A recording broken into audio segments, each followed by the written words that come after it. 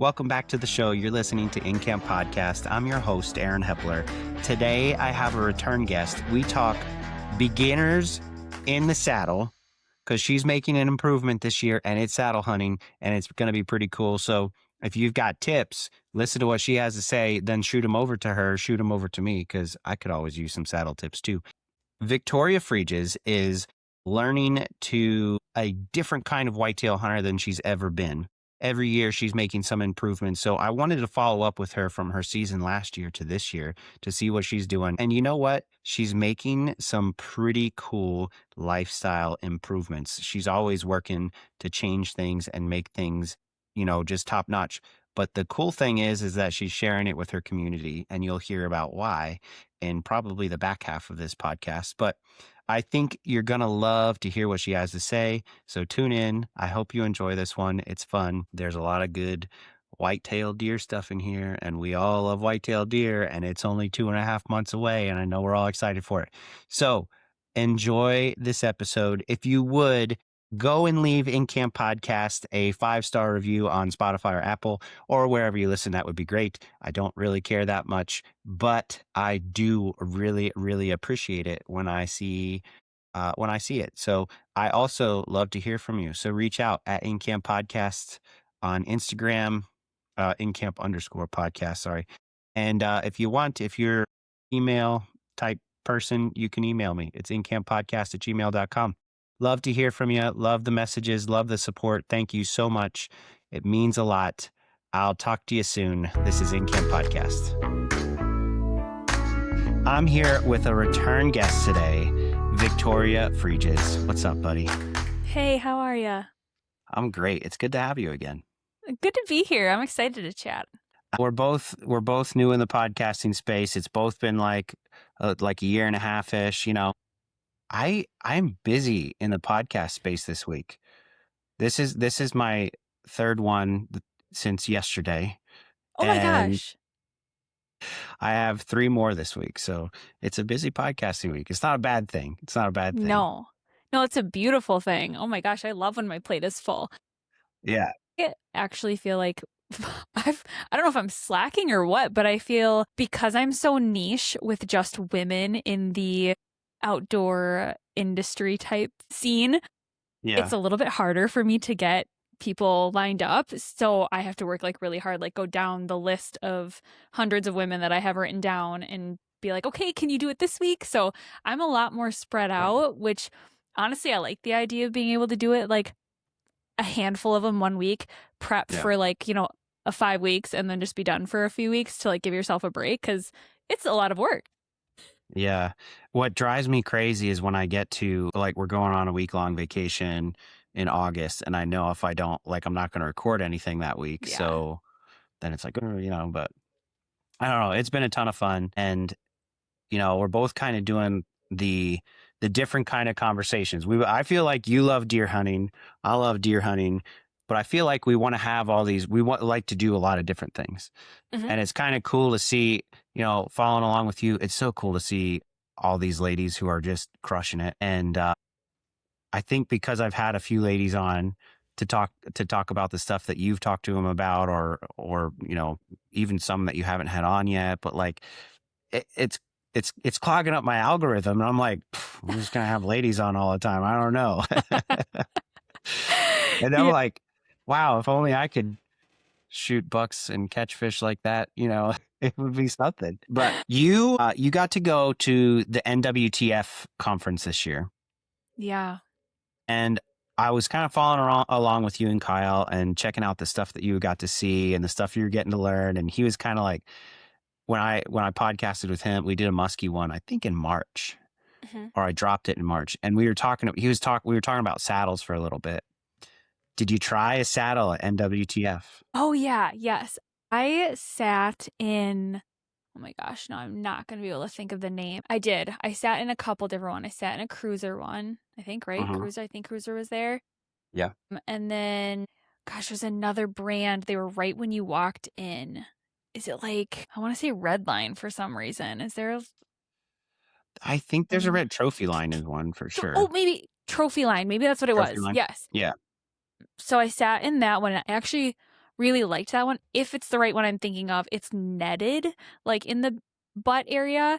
And Mm-hmm. as a woman, I have hips and a butt, and I need something that's gonna, and I sit in like, I'm a cold baby. So like I'm sitting in like my Sitka bibs almost all season because I don't like to be cold. Because the second Yeah. I get cold, I start to shake and then I can't come back from that. So I have to just keep myself warm. So anyways, I'm like, I have to be able to sit in a saddle that's gonna be able to like withstand my hips, butt, and 2-inch thick Sitka bib. So I actually ended up, after I sat in multiple, I ended up going with the Latitude Method 3 saddle. That is a beautiful saddle. I cannot, Mm-hmm. like, I can't say enough about how it fits my body. Yeah. I am not partnered with Latitude. I'm not partnered with any saddles, but I use a tethered saddle, but I Mm, absolutely love the Latitude guys and I love their product. I just bought a tethered first and I yeah. haven't felt like pulling the trigger on buying a new one yet, but it is a phenomenal. They make amazing saddle gear. Amazing saddle gear. You're going to love it. Yeah. Yeah. Yeah, it's great already. So, with that kind of kickoff, last year it was like the first time you hung your own stand. It was the first time you kind of like really was like, I really need to figure out how these deer are moving around my property. I really need to figure out how to do some more things on my own. And just your growth as a whitetail hunter was really cool to see last year. But now I feel like it's already like times 10. So what are Mhm. you doing different this year that's going to draw you into the fall? Yeah, you know what? This is a great kick in the butt, Aaron, to get moving because before we know it, fall is going to be here. And I know that. That's why I've already been shooting my bow and all the things. I will say the first thing that I am adjusting as a whitetail hunter this year is I'm actually putting a new sight on my bow. Hmm. And I'm going to do that next week. I'm actually going to go meet the dialed team and Very put cool. a dialed sight on my bow. I have been thinking about it since I had Nicole on my podcast, Nicole Elfman. She works with them actually, Hmm. and she is super cool. But she gave me the dirt on dialed sights, and since I talked to her, I honestly have been thinking about it. And finally, I decided to pull the trigger when I met some of the team at a first Phorm event a couple weeks ago, Hmm. early June, and I was like, you know what? Let's do it. Let's do it. So yeah, that's the first thing I'm going to do. I think it's going to be great, both because I've always wanted to join like TAC at some point and have never felt like I would be able to with a 3-pin sight that isn't adjustable. I was going to just Yep. have to try to shoot off a 20, 30, 40 pin. Just it's not Yeah. ideal. Yeah. So moving to that will actually help, I think, like in the long term for that kind of stuff. But yeah, that's kind of where I'm starting. Then obviously we bought saddles, and so that means we're not sitting in the same spot every time we go out this year. We are headed up north. I don't know when this episode's going to drop, but it's the weekend before, or it's the week before the 4th of July. And we are planning to be up where we hunt for the 4th. So planning Hmm. on checking on my food plot, first of all, because my dad planted food plots for us this spring. I'll check that out. I'd actually like to get on that back piece of the property. I think you and I talked about that last time I was on, We did. where all the bucks were coming from. I'm like, I got to get back there, check out things, see where the deer are moving.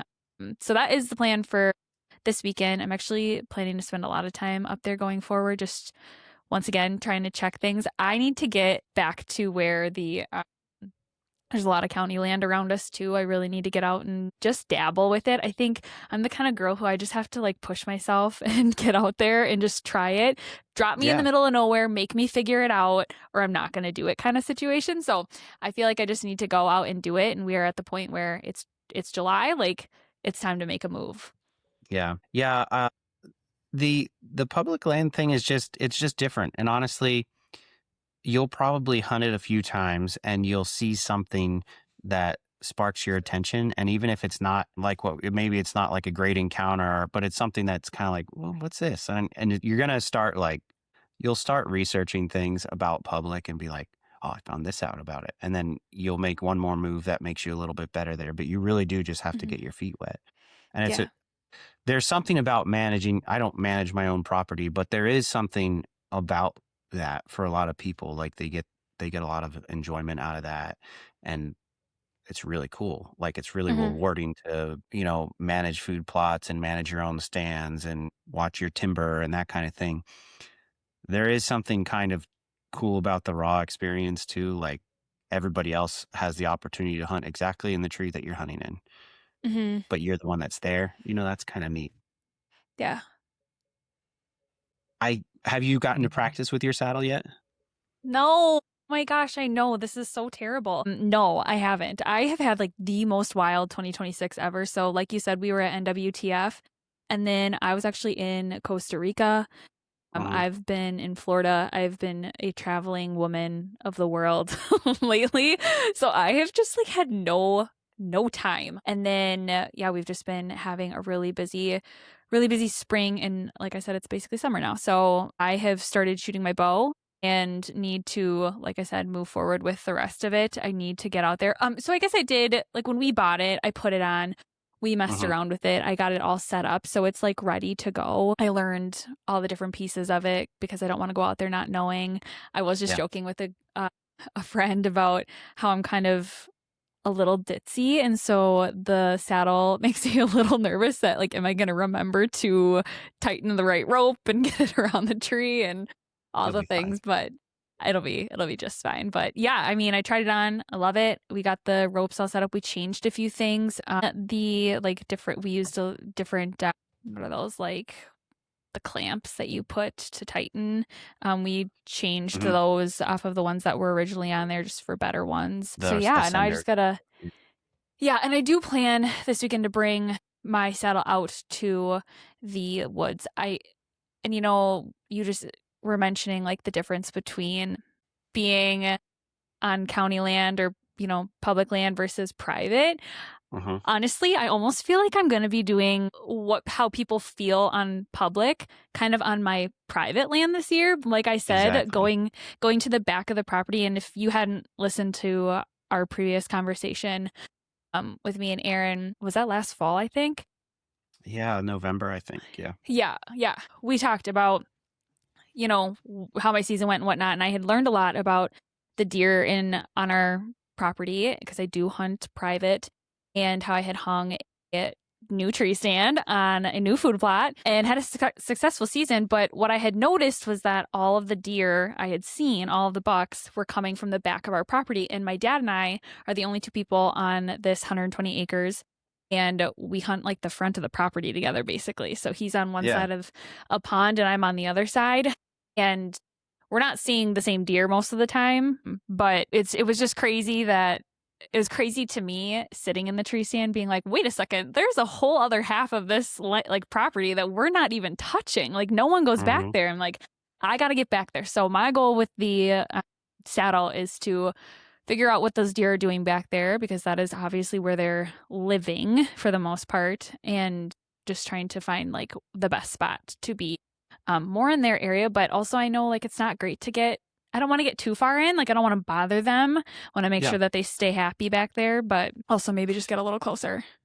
Yeah, I mean, in that situation, it's really like depth of cover. If they're 100 yards back, you might be able to push 30 yards in that woods, and that's kind of like the 10-15 minute difference that you need when they stage in the evening or Hmm. they're returning to bed in the morning or whatever that happens to be. But it's Hmm. always good to know what they're doing back there and how long it's taking them to get from where they start. So saddles, I do you have trees in your yard, We do, like at yeah. your house? Yeah. So this is what I would tell you. Either either buy a cheapo platform on marketplace or go out, like just take care of your ropes and stuff because you don't want them getting like dry rotted and Yeah. all that kind of stuff. You literally don't really have to go very high. Like you can put it so you don't have to climb up the tree, but those shot angles they're they're not hard by any means, but like my dyslexic brain always has a hard time figuring out which way I'm going to turn, Uh-huh. right? And I've messed up on some really good bucks that way. Mm. And I think that's the thing that like the years that I've like practice those weird shot angles are the ones that then I don't have a problem at all. Like, Of course. whatever. But I know when I do it like 5 days before the season, I get very anxious and I'm like, I should have did this sooner, But you're really gonna love it, honest. Yeah. Yeah. No, I know. And I feel like now I'm like, oh my gosh, I should have been doing this all spring, but I definitely have a little bit of time. I think it's hard too because my brain is literally everywhere on top of podcast stuff. I do photography. Mhm. I'm a full-time nurse, whatever. I also have a bear tag for this fall. So I've been like kind of in bear mode as well, trying to figure out what the plan is for running Yeah. dogs this summer and whatnot, getting prepared for that. So yeah, I hate to say that the saddle hunting's been on the back burner, but it has a little bit, but we'll get there. The climbing part ends up you you're gonna be it doesn't matter. You'll always be rusty on your like first day in the woods. Yeah. And after that, it's usually the climbing part's fine. It's literally Mhm. just the shooting part. And if you give it like 2 weeks, at least 2 weeks before the season to adjust to them in 3, 4, Mhm. 5, 6 sessions, it's fine. Yeah. Like it'll go great.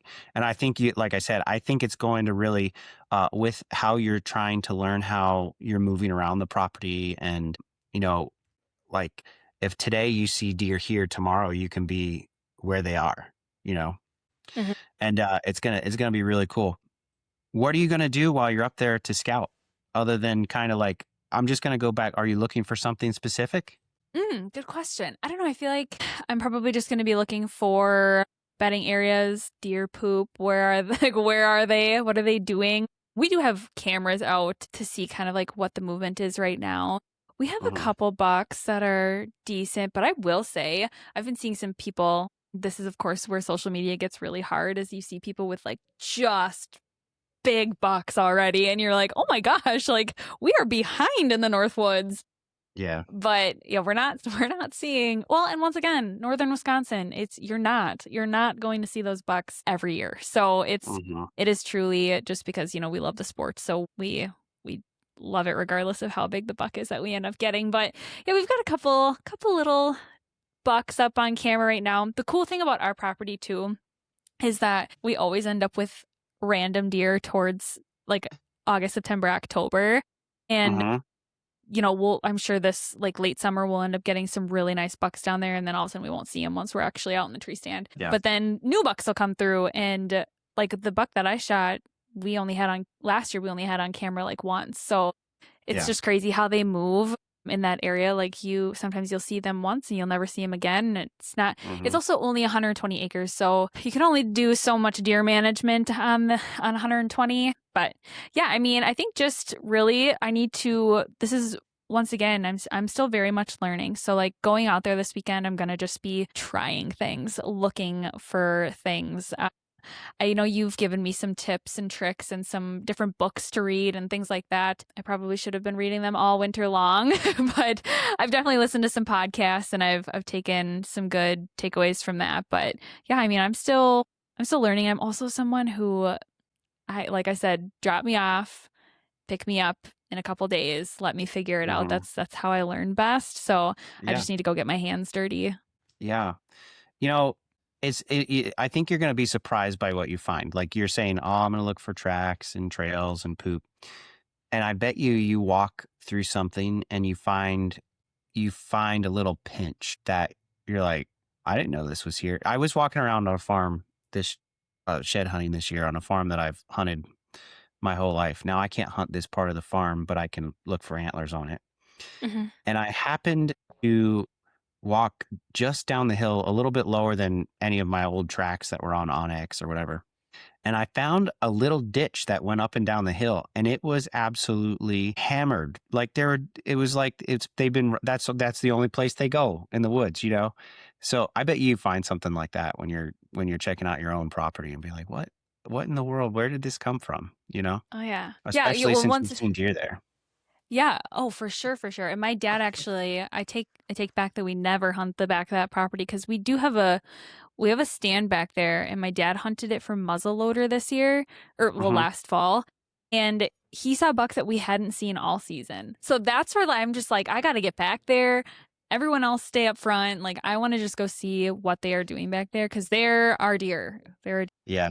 Yeah. It'll be cool. So you know, that what you've kind of been saying is, like you've got so much going on. You've got a lot on your plate. You've got a full-time job. You got a lot of side gigs, and you're doing the fitness thing, which I want to get to at some point here, but it's kind of like a thing that happens to us all in the season because it's deer hunting is a giant priority, especially Mm-hmm. during deer season. And it's easy to kind of like get out of the deer hunting mindset and deer hunting priorities, even though there's things that you want to make a priority during the summer, like the scouting and the practice and all that kind of stuff. But sometimes subconsciously, I think it's bow hunting is very frustrating. And I think sometimes when we're coming down from it, we don't realize how much we just needed to chill out during the bow Mm-hmm. season. You know, do you think that's something that you're dealing with? Because I do. I go fishing like crazy, and I'm like I should be hanging trail cameras right now, and I've been Yeah. fishing. You know. Yeah. Oh, yeah. And I think about it all the time. Well, I mean, especially in this conversation right now, it's like, oh my God, this is an eye opener. Like, you have not been prioritizing what you need to be prioritizing. But when you have so many priorities, it's like, how do you? So, yeah, absolutely. And the thing is, too, I mean, bow season is, I would give up everything in my life for bow season. Mhm. So, like you're saying, I think it is because it's the one time that I get to sit in my tree stand and I have no other obligations. It is the only thing that I allow myself to do throughout those few months of season. Like that's where I want to be, and I actually get to just like relax and think clearly. Mhm. Yeah, I don't know if I told you this last fall when we talked, but at one point when I was sitting in my tree stand last year, I wear an Aura ring, and it had when I checked my like score later that evening, it was like, I Mhm. think you took a nap from 4 to 5 p.m. And I was like, no, I absolutely do not sleep in my tree stand. But I was so calm that my ring was like, whoa, dude, you're sleeping. Yeah. Yeah. So I definitely agree. Like with all the priorities, finally you get out there, but then it's like, okay, well, you still have to prepare and like do all of those things too. And I can't necessarily be included in a lot of the stuff that happens on our property because I am 3 hours away. Yeah. And with all the other obligations I have, I can't always get back to like help my dad with those things. But we have lots of conversations about what's going on and like what he's planting and how he's planting it and things like that. So I'm definitely caught up to speed on that stuff. But yeah, I mean, I definitely need to do my homework. And if I want to keep learning, I mean, I'll always keep learning. There's going to be so much to learn. No one's ever going to know everything. But I definitely want to continue to make that a priority. And like, once again, just listening to podcasts like yours and, other hunting pods, like it's just nice to even hear people talking about deer hunting and you just take stuff away from those things too. Yeah, absolutely. There's so much for people that are looking to kind of like step up to the next level in whitetails, especially in whitetails. I should say, especially in whitetails. It's like it's really easy to accelerate the learning curve. Like Mm. there's it used to just be like there's like a handful of books. And I sent you a handful of those books because Yeah. they helped me a lot. Yeah. But the podcast, like there's so many different things. But the one thing that ends up and tell me if this is something for you. The one thing that I learned pretty quick, and I'm glad I learned it pretty quick, was there is way more than one way to skin a cat in the whitetail woods, right? And there are plenty of whitetail nuts that think their way is the only way to kill a whitetail. And it's just not true. You know, Hmm. like you should feel you need to make your own way on how to kill a whitetail, but you might take a little bit from this person, a little bit from that person, and a little bit from this book and that book, and you put it all together because it's what works, where you're hunting, how you like to hunt, all those things. It's going to be way easier for you. Are you finding that? Oh yeah. And with everything that I just said, like kind of embarrassed that I don't have an answer for you on like some of the questions. I take a step back and remember that the reason that I hunt is because I love to hunt. And I've been doing Yes. this since I was a little girl. And Hmm. while there's all of these things out there, podcasts, books, etc., that I absolutely should be reading and should be learning from, I'm okay with just being like the hunter that I am too. Like I want to grow every year. That's not what I'm saying. I'm just Yeah, saying that sometimes absolutely. you get put like, especially as a female and in the space that I'm in, I'm a Hmm. voice for the women in the outdoors. I'm a face that people see.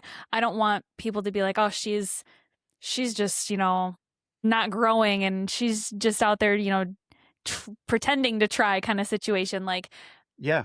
I know a lot. I don't know everything, and I have a long ways to go to be where some of these men and other women are, but I don't feel like, what's that word? When you feel like you shouldn't be there. Not an imposter. Is it Oh, it's imposter? Like, I don't imposter yeah, syndrome. yeah, Yeah. imposter syndrome. Yeah, I don't feel that because I'm not trying to be someone that I'm not. I'm truly just, this is who I am. This is what I do. I love hunting and I have a lot to learn, but I'm not there yet. Like, I'm still just working towards it.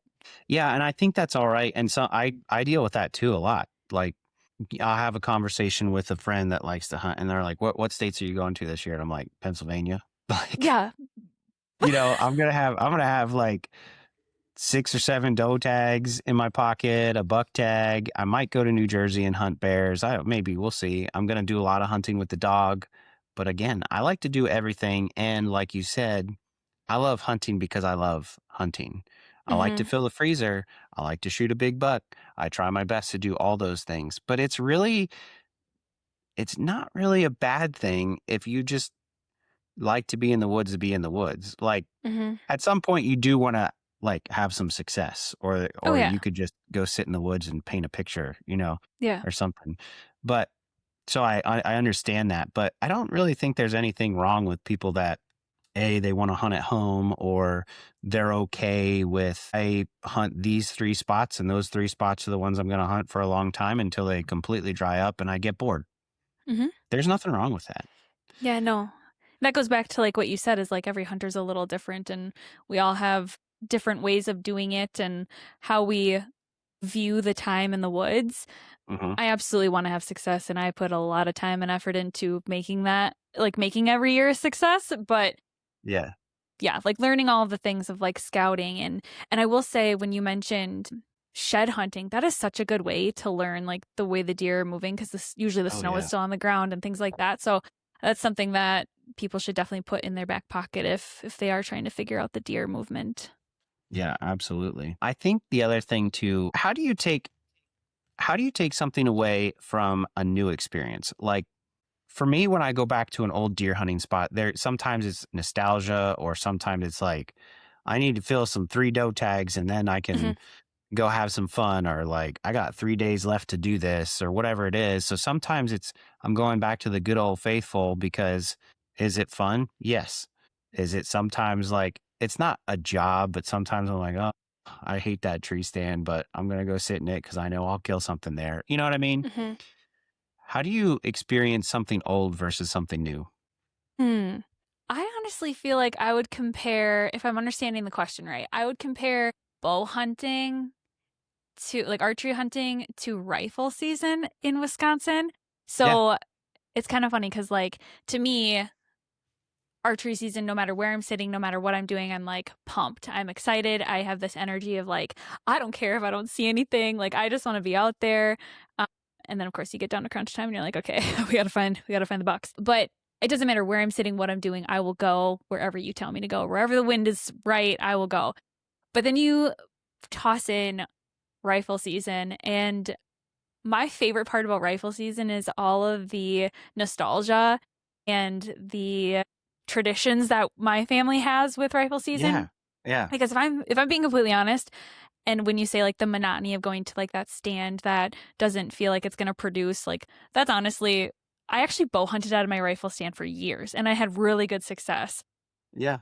That now it just seems that the deer are like more where I am archery hunting instead, where my food plot is. So when I go and I bring my rifle back to that box stand, I'm just like, I just kind of feel the same way. Like it's kind of like old news, kind of like, well, I might get lucky and I might see something way 200 yards off in the distance and I might be able to, knock it down. But I don't know. I just feel like that kind of feels old to me. I almost ended up shooting I wanted a hunt rifle out of my archery stand, but the way that our property is set up, I would just be maybe a little nervous to be shooting on the ridge because my sister actually hunts like on the other side of Uh-huh. the pond. We don't need any situations, so I Yeah.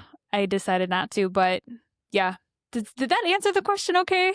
Absolutely. I mean, I think it's Okay. just it is what you said is the rifle season and the bow season is very different. Like I might Yeah. ride in the truck with a buddy while I'm bow hunting, but when I'm rifle hunting, like you're in constant contact with people, even if like you might sit somewhere different for a little bit, but I'm hunting a very large piece of public and everybody's kind of moving around and staying in contact with each other, or like maybe we're still hunting through the snow or something, and it's kind of a cool situation. You all come back to camp and it's all about Mm-hmm. the stories and having good food, and hopefully everybody's standing around drinking a beer looking at some deer hanging on the pole or Yeah. something, Yeah.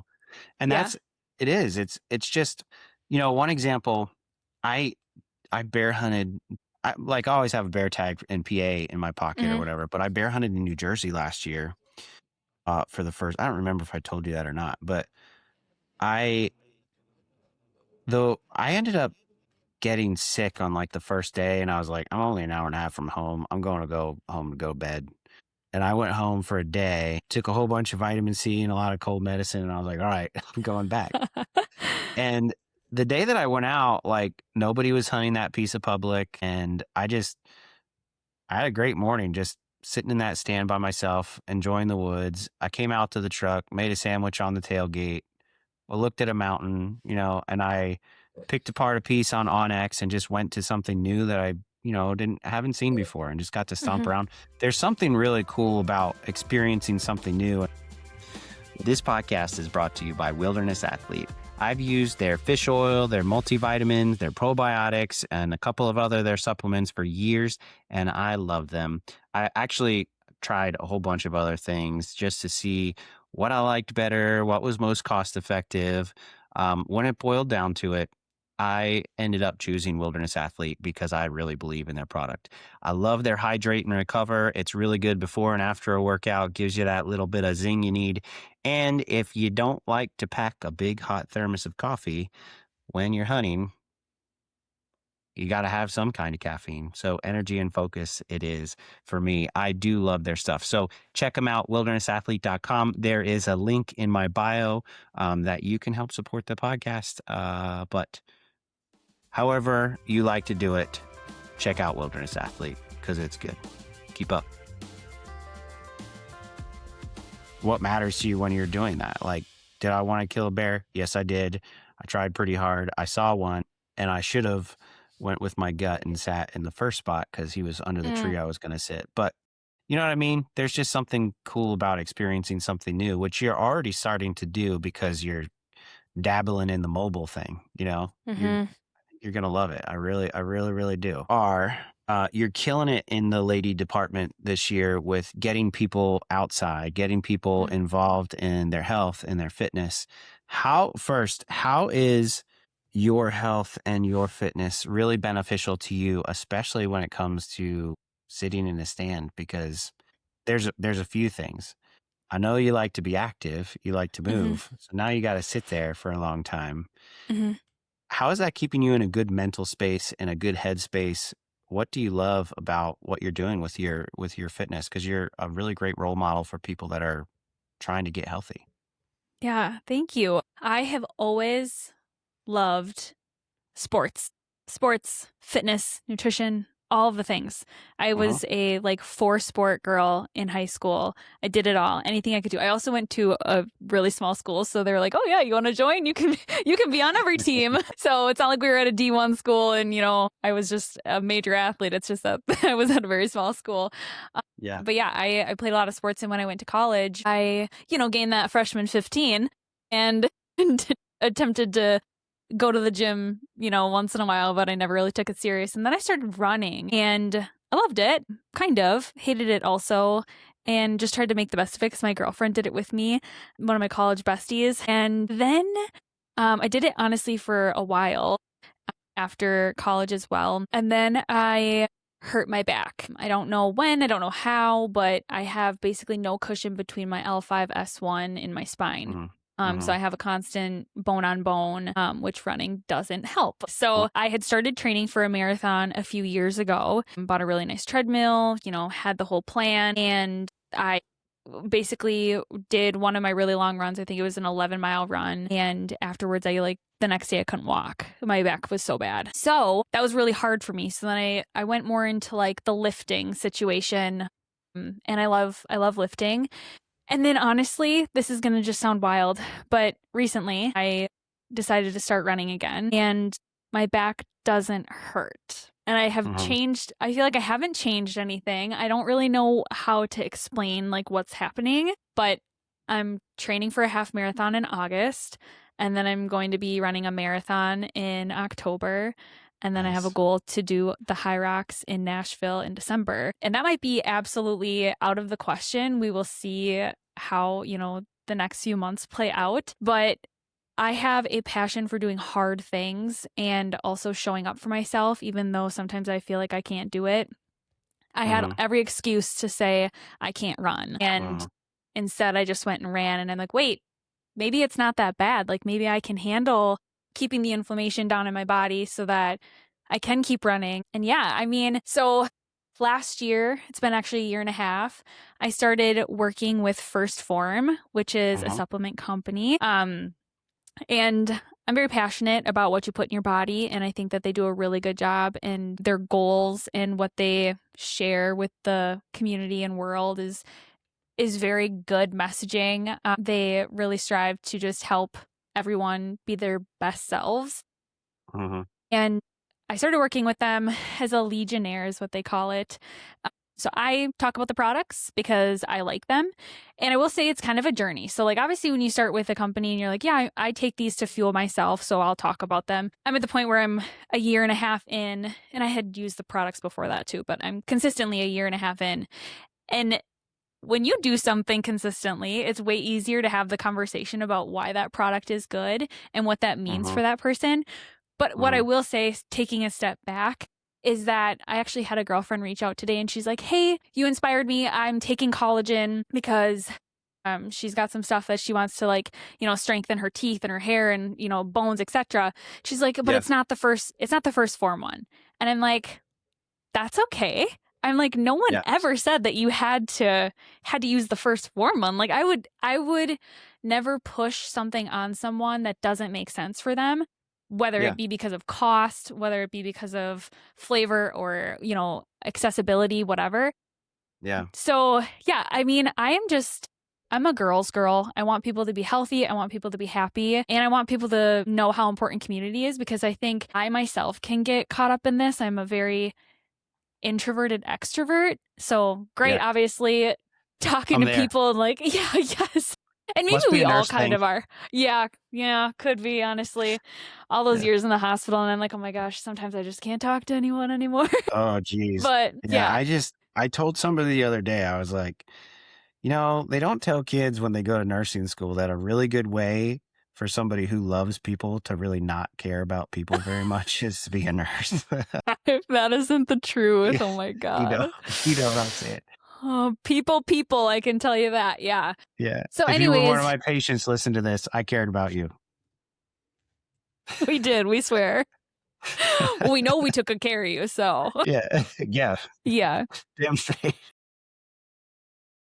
Yeah. But anyways, yeah. So, I mean, my goal has ultimately always been to build community, which is why I have the podcast. And when I joined with Phorm, I'm like, oh my gosh, I can literally build people to be their best selves. And now I do that through my own community. And I the town that I live in, I actually host community events. So I've been doing it for the last few months.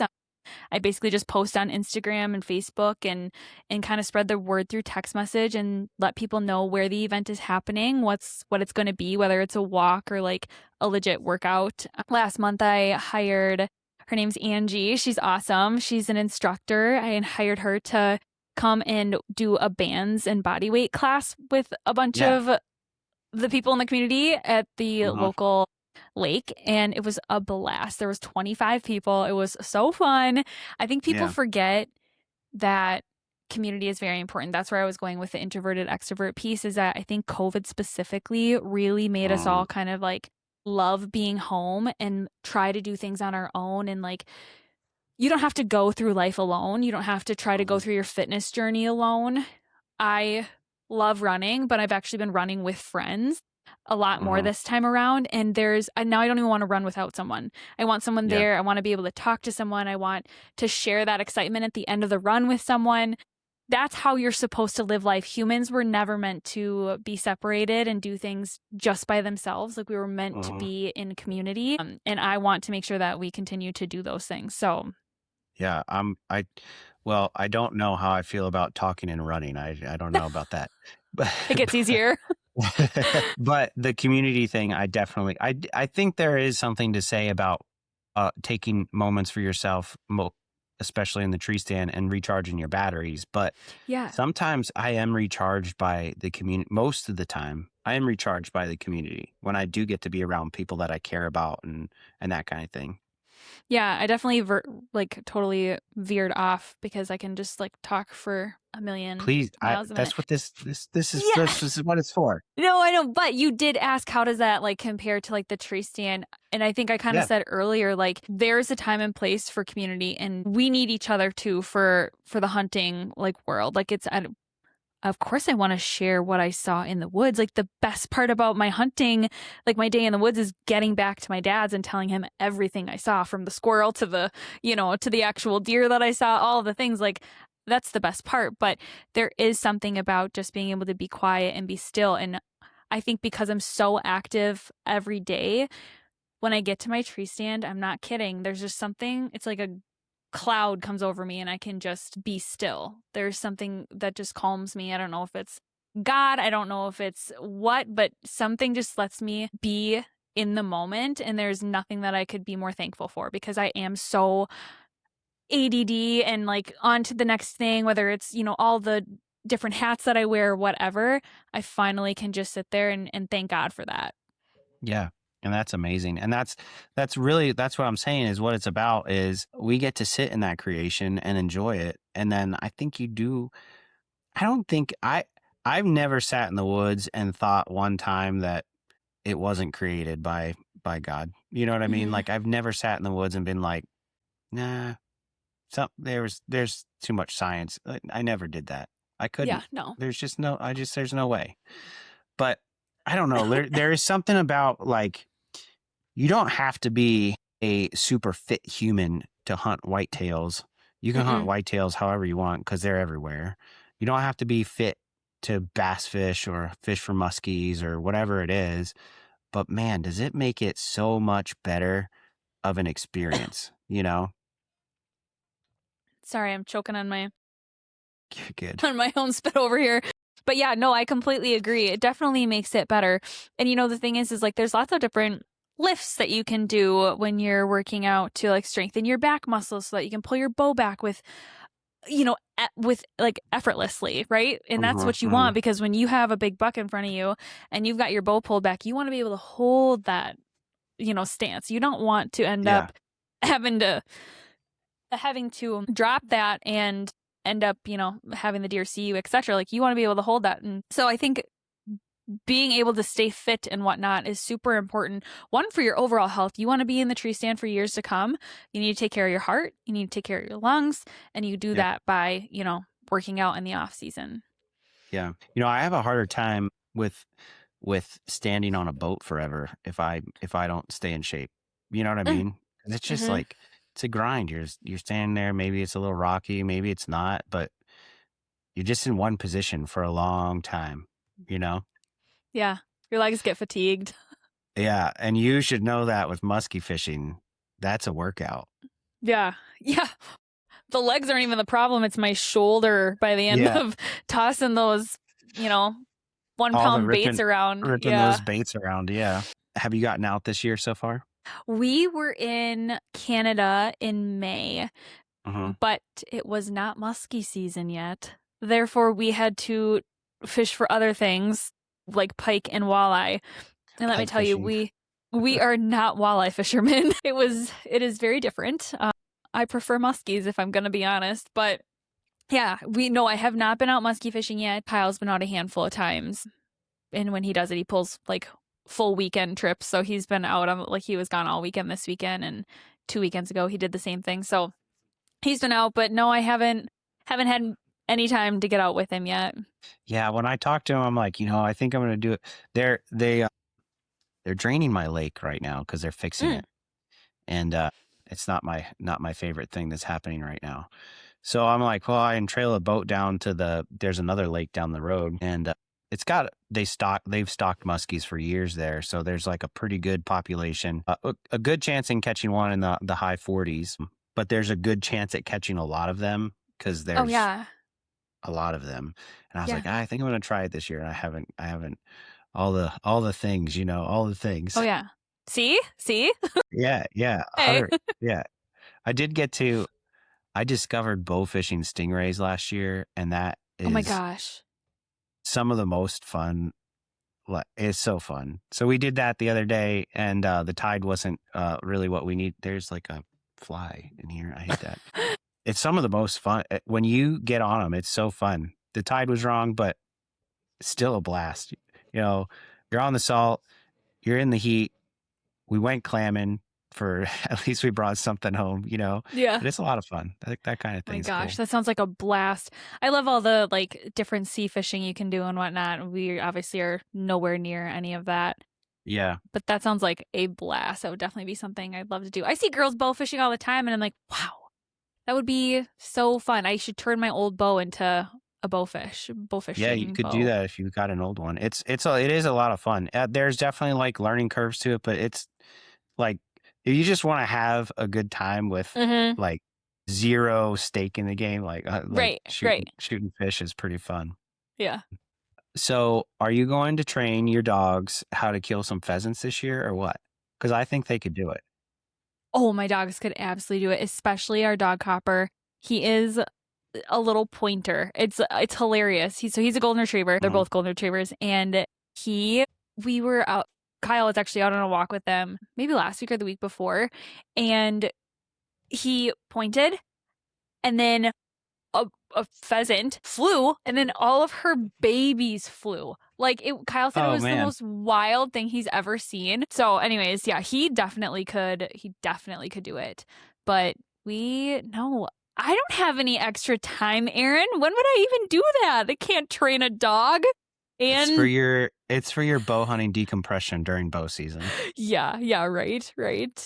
You're a nurse. I know how much you work in the fall. Yeah. No, all my time is taken off in the fall. Yeah, mine too. Oh, most of it. I still take some summer things. So what's an initiative that you're doing with the fitness? You said you're doing a lot of the community events. What do you have going on with those? Yeah, so basically once a month, usually on a Saturday, I host something. So like I said, I had the one last month that was like an actual like lift. So it was bands and body weight, and we had 25 people. It was fantastic. And then in July, my event is on the 11th. And it's just a walk. So we're going to do, Angie's coming back. She's going to do a stretch beforehand. We're going to all walk together. So you can you could run if you wanted to. And then basically I give you the kind of like the course of like the plan. And then we all meet at the end and I share products. So I want people to be able to try what I try post-workout. So I'm not pushing random products on people. I'm just sharing what I do. So after I run or after I lift, my biggest thing is recovery, obviously. So you want to get your protein and you want to get your carbs.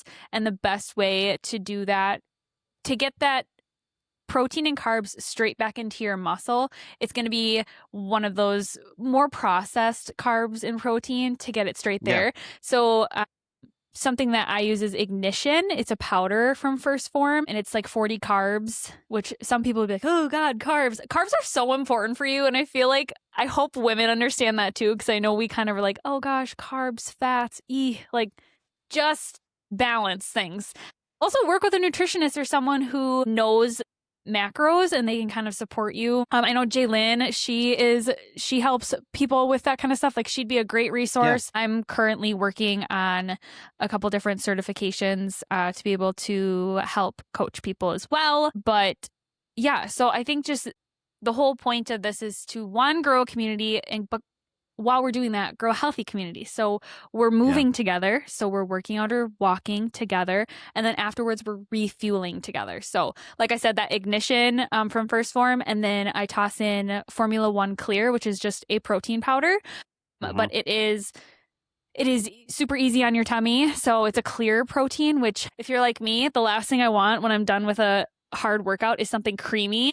I don't want a creamy protein shake. Yeah. I highly suggest the clear protein. And what I love about the first Phorm one is that it is like, there's like 5 ingredients, I think, in the whole thing. It's roughly 20 to 23 grams of protein and like no carbs, no fats. So it's like very much exactly what you need to get straight to your muscles to recover. And it's fantastic. Yeah. People rave about it. Like, it is so fun to bring it to these events and have people try it because they're like, oh my gosh, where has this been my whole life? Yeah. I totally agree with you on balance. Sometimes I think I'd like to try the carnivore diet just to say I did it because I just ate meat, you know? Yeah. But I don't know, like if I got alpha gal or something, I'd probably die. Probably want to die, you know? Yeah. I mean, I did carnivore for 30 days last year. And I mean, as a woman, though, that is not something I would ever suggest you do. Just because with our cycle, women's cycles, you know, we have a 25 to 30 day cycle. We need carbs in our life. Yeah. It is important. And fats are really important, which you do get in the carnivore diet. But yeah, it's just. I have plenty of all of it all the time. But I just There's a time and place for all of it. You just got to know when to use it. Yeah. So this is something we've talked about the last time, but I love your impact and the drive that you have on women in the outdoors, because it's not, it's becoming a thing. There's so many really awesome ladies getting after it in the woods. And I think that you have a super potent voice in that.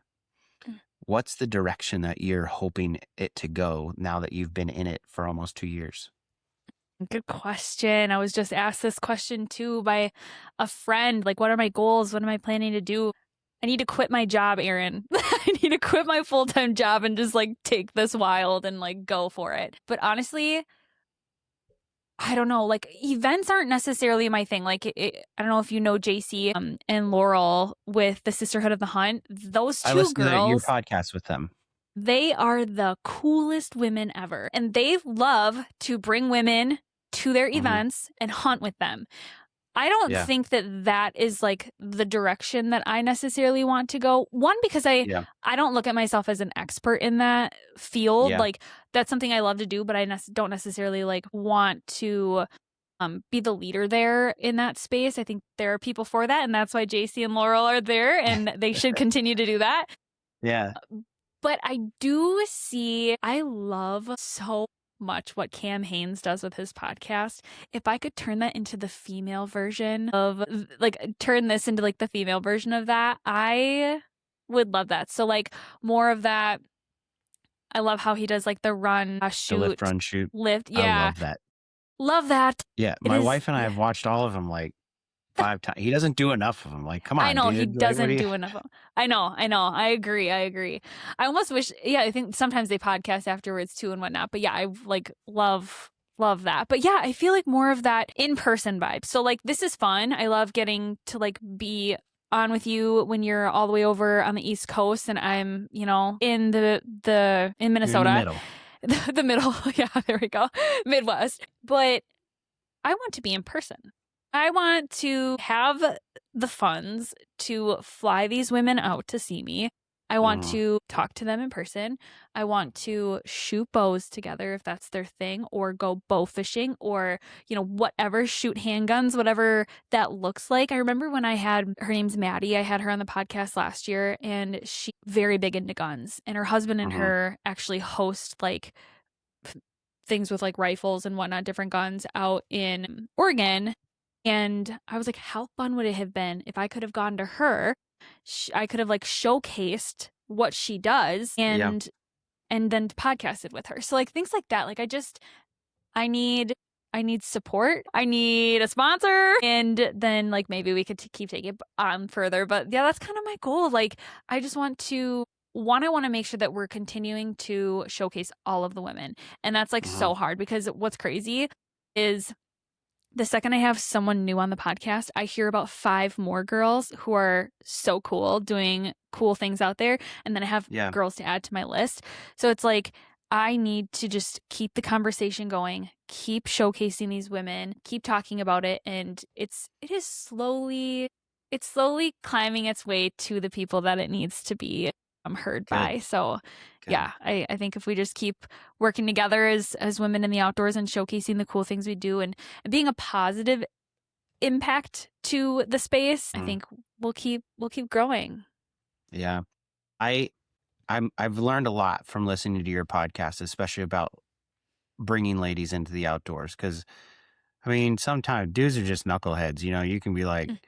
here's a tin can and a rope, go find a deer, you know, and they're Yeah. like, okay, like, but sometimes bringing a lady to it isn't it, like, you got, I'm not saying it's going to stay that way, but sometimes it's got to be a little bit of comforts, you know, Mhm. and you did a really good job at like helping me kind of figure out how to get my little girl into it. And I'm so Mm. appreciative of that. You know, Yeah, I got to take her turkey hunting this year, I and know. it was probably the most fun I've ever had with. She had a Yeah. great time. And I bought her gummies and I bought Nitos at the store and put them in my backpack. Yeah, I don't know if you know what a Nito is, but they are hot right now. And Okay. if you're a parent, you know, a Nito is basically like a rubber squishy ball. Oh, okay. And they are like all the rage right now. They don't stay on the shelves for more than 2 hours Oh anywhere my they go. You know, goodness. it's crazy. Anyway, bringing all the stuff and, you know, I let her use a 410 and we shot at the range and she was like, Dad, that was, you know, the gun's real powerful, but it was cool, you know, like it was real cool. And then I didn't really think she liked it. And I was like, yeah, you know, okay, well, you know, hope, you know, grasping at straws here, hoping to, and she goes in her room and she starts playing online with her friends. She's like, I went and shot a gun today. And it was Love so it. cool, you know, and I hit the bullseye, you know, like all this stuff. And I'm like, she liked it. Like she's She telling her friends did. about it, you know? Yeah. And then we go turkey hunting. And I'll tell you this because I haven't told you in person. I didn't think we were going to see a turkey, right? I was like, we're going to all hear, we're going to eat gummies. I hope we hear one gobble because that's what I was like. I just want her to have like a little investment. And you know how it is when they gobble. You're like, Oh oh, yeah. that's cool, you know? Uh-huh. And we get to the spot. I set the blind up the night before and brushed it in a little bit. And we get to the spot and there's already a turkey gobbling and it's like 4:30 in the morning. And I'm like, yes, you know, and we get to the blind and this thing's just like hammering and we get set up and it's starting to get light. So I'm like, all right, I'm just going to let it know we're over here. So gave a couple of yelps. It gobbled at me. I shut up and I'm like, okay, like 20 minutes goes by. Now 30 minutes goes by. And now it's like, you know, 5 after 6. So it was light for 20 minutes, whatever. I don't think it's coming. And because it got quiet. Well, in my head, like usually there when they get quiet, they went the other way. Well, I reached down in the pack to get out like gummies or some kind of morning. I had little coffees in there. If she loves little like Starbucks vanilla coffee, whatever. I'm going there. Mhm. I looked down and literally like this, look down, look up, and there's a turkey like steps from the blind, like 5 steps from the blind. And Oh I'm my like, gosh. oh my goodness. And she's just like, you know, it's like she's just staring at it, blinking. And I'm like, honey, there's a turkey. And she's like, what do I do? You know, and like, I don't, now I'm like, now I'm shaking because I'm Yeah, like, now you're like, I don't know what to so, do. I'm so jazzed for, I'm like, this is not how it's supposed to go. Like, we weren't supposed to see one today, you know? And I like got her all like set up and she's there. We're both like, I'm like, okay, get on it. And she's like looking down. I'm like, no, switch your hands. Okay. And she pulls the trigger at like 5 steps on this turkey and it was not holding still. Like it was like what's Yeah, happening over everywhere. there, you know? And she pulled the trigger and it just kind of jumped and ran out to like 20 yards. And I tried to get on it with her again and we just couldn't get on it. But she was like, like, you know, the adrenaline dump started happening. And I was like, were you shaking? And she's like, uh-uh. And I could see her. And she was like, you know, like, and I'm like, was that exciting? She's like, yeah, it was cool.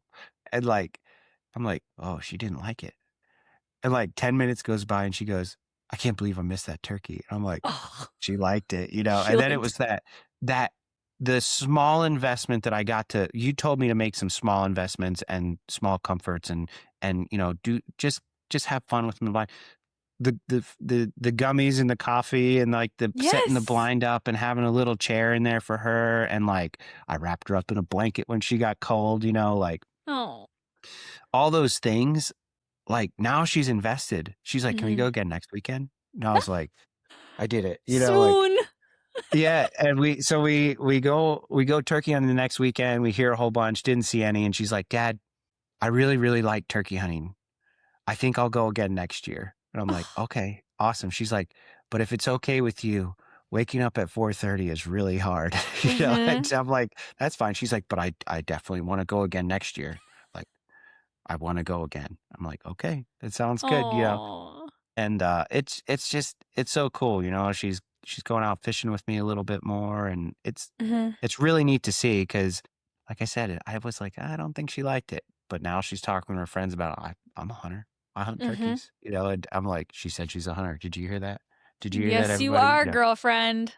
Yeah. But it's because of things that you're doing, Mm. and I hope what we get to see from what you're doing is moms taking their own kids out, because if mom does it, it's going to be way better than dad. You know what I mean?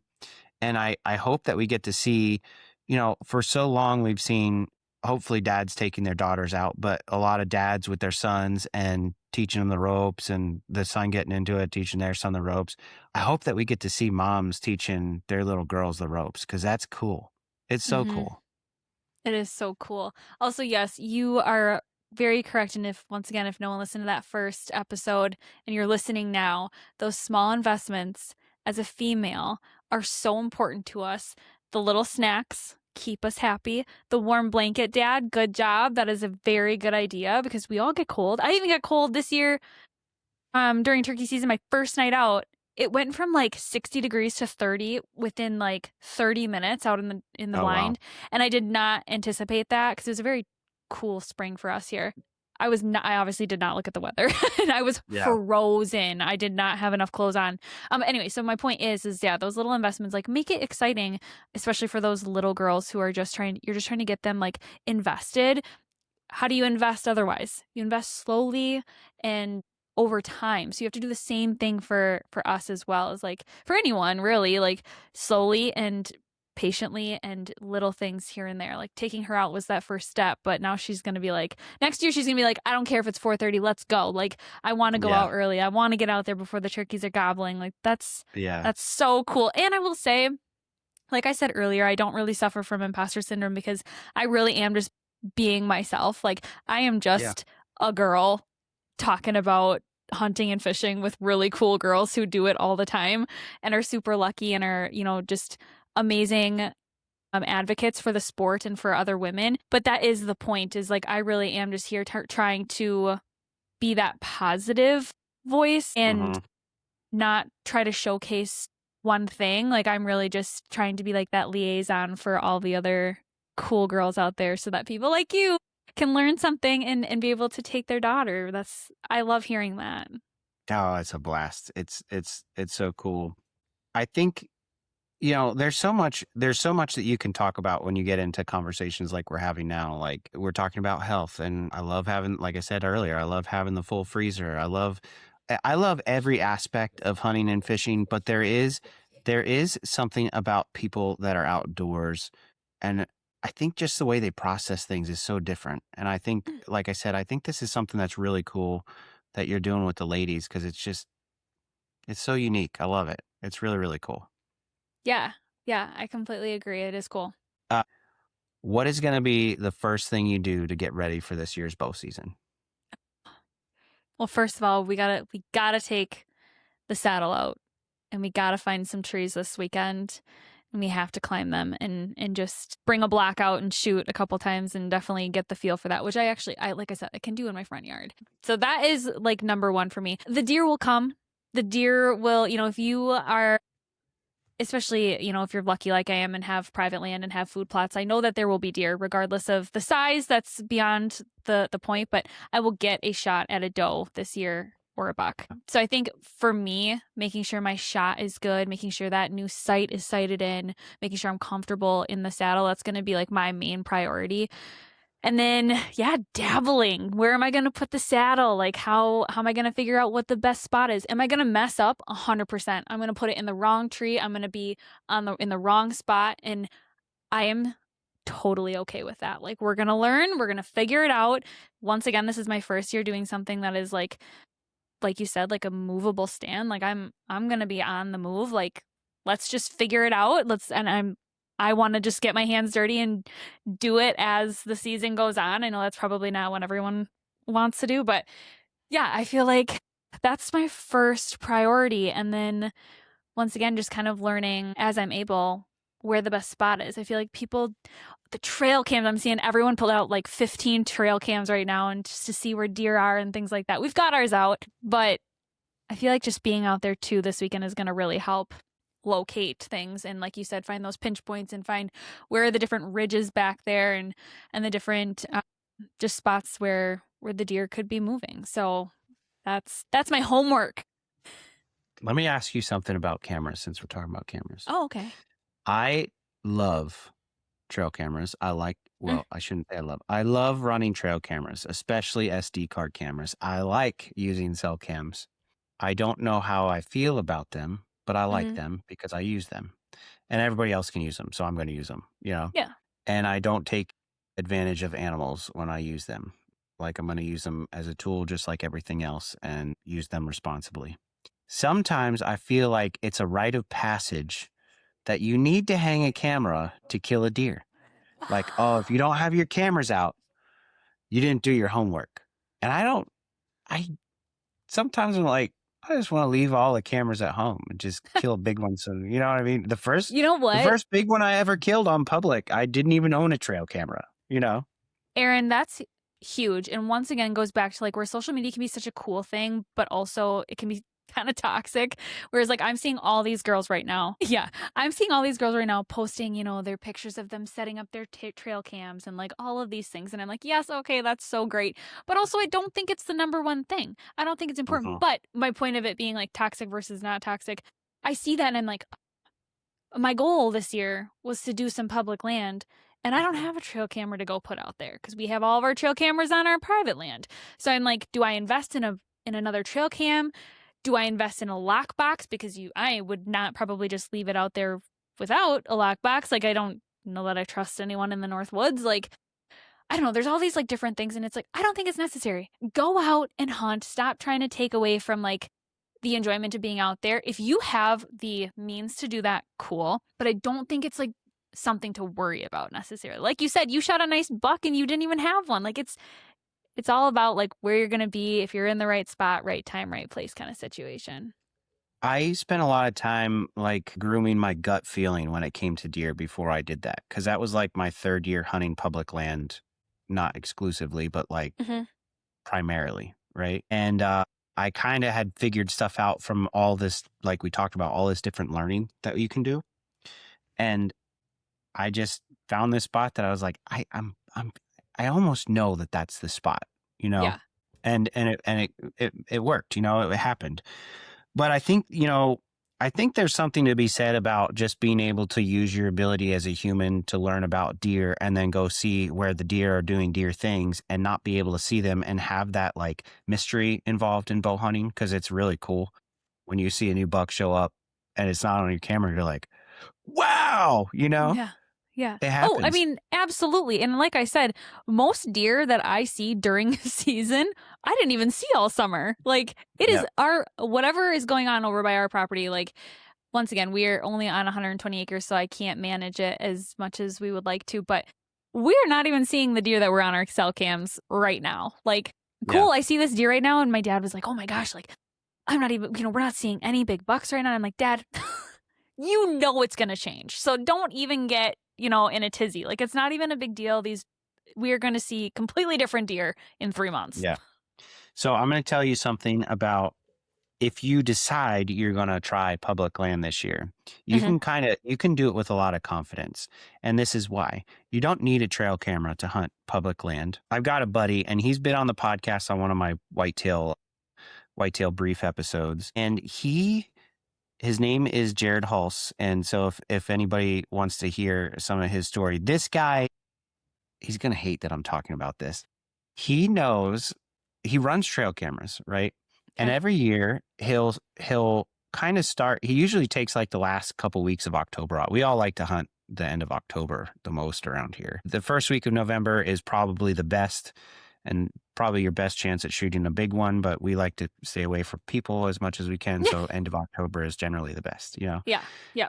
And he will start hunting in the evenings, like mid-October. And this year he was like, I saw a nice buck and it dropped down from this area. So next week he goes in and he goes out at an angle and kind of cuts back in and follows the sign in as he's going.